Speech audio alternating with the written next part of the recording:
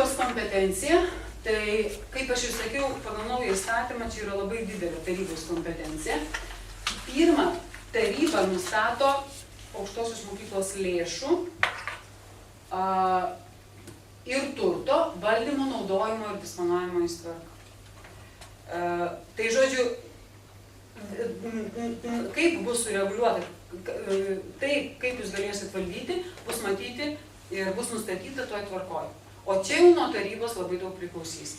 Kaip ir čia prieš tai diskutavo to, kaip čia geriau padaryti, kas čia turėtų parengti tvarką, kaip čia jinai turėtų matyti tarybą patekti. Čia, aišku, įvairūs matyti mechanizmai galimi, tiek ir taryba pati ruošia, kas turbūt sunkiai įmanoma, ne? Bet sakykim, kad taip teoriškai galim diskutuoti, arba rengia administracija, o tada administracija pateikia tarybai. Na ir taryba svarsto.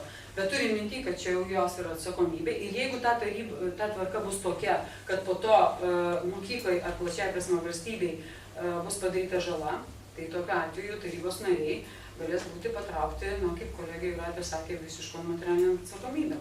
Tai aš įsivaizduoju, kad jie dabar labai rimtai turėtų svarstyti tokią tvarką, ne? Bet dar negana to, kad jie tvirtina tą tvarką, bet svarbiausia, kad pagal įstatymą tvirtina svarbiausius su tuo susijusius sandorius.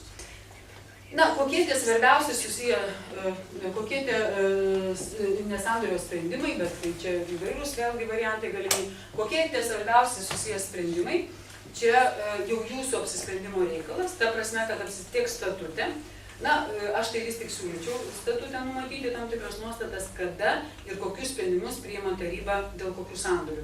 Čia įvairūs variantai galimi, aš tada kalbėsiu, ir gali būti ir sandorio suma, ir kai kurie sandoriai specifiški, pavyzdžiui.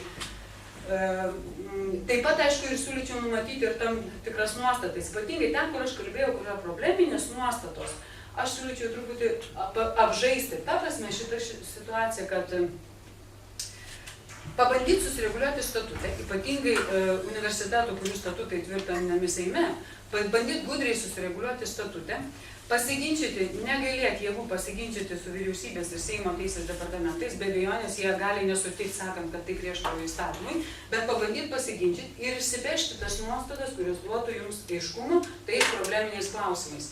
Ir kaip kolega Gintautas sakė, jūs visada turėsit pagrindą gintis prieš prokurorą. Ir aišku, toliau pagrindą turėsit savo toms kitoms tvarkoms, kurios bus tvirtinamos, ne? Tai aš siūlyčiau vengti tų lakoniškų formuluočių, kurios jau yra dabar kelių universitetų statutuose, ir siūlyčiau pagalvoti apie šitas problemas ir pabandyti jas aiškiau apsibrėžti statute. Na ir toliau, aišku, negana to, kad tvirtina pirmąjį žingsnį, jinai tvirtina ir antrąjį žingsnį, nes taip kaip galiausiai sprendimai priimami ir pats rektorius, sakykime, kur priima, ir visa administracija kaip išlaidas lėšas naudoja, tai aišku, čia jau turi taryba tvirtindama būtent tai, kad jai priskirta šita kompetencija tvirtinti metinę pajamų ir išlaidų sąmatą ir tos sąmatos įvykdymo ataskaitą, tai irgi labai svarbi kompetencija, nes jinai gali to nedaryti, jinai gali reikšti pretenzijos rektoriui, reikšti pretenzijas administracijai, prašyti keitimo administracijai ir panašiai. Žodžiu, visokių priemonių. Na, dargi, netgi pats įstatymas išskiria tokį teisę inicijuoti ūkinės ir finansinės veiklos auditą atitinkamai. Na, dėl tarybos kompetencijos, matot, kadangi jinai tokia didelė ir jinai beveik viršyja ir, kaip sakiau, netgi paties Seimo ir švietimo ir mokslo, vyriausybės ir švietimo ir mokslo kompetencija, tai buvo čia vėlgi ir kreipimasis, kaip kolegė minėjo, ir yra dar tas kreipimasis neišnagrinėtas. Na ir atitinkamai į tą Konstitucinio teismo sprendimą, kuris išaiškino, kas tai yra autonomija, po to buvo Seimo nario Vido Gedvilo pateiktas projektas, bet kiek žinau, tas projektas jis nėra priimtas. Na, ten šiaip jau ta turto valdymo kompetencija daugiau būtų perduota netgi pačiam rektoriui, netgi net ne visai senatui, o taryba, aišku, liktų tam pačiam statuse, kaip buvo iki šiol. Na, bet galų gale kol kas tos nuostatos galioja, savo statutus ir vidinės tvarkas jūs turite rengti taip, kaip numato įstatymo normos. Ir galų gale dar sunku pasakyti, koks tas Konstitucinio teismo sprendimas bus. Aš nedrįšiu irgi galvos dėti, kad jis pasakys, kad šiuo atveju tai yra ribojama autonomija tokių reguliavimų. Tai turi, žodžiu, apsigalvoti šitos mechanizmus.